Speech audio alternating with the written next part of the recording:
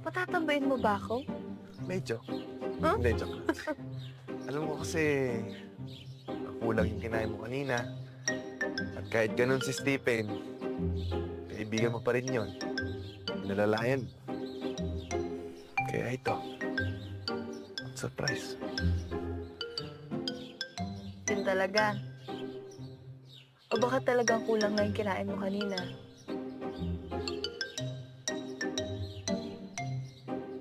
Oo din.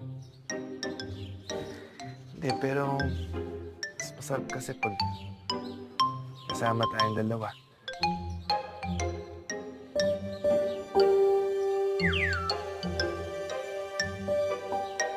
Gusto mong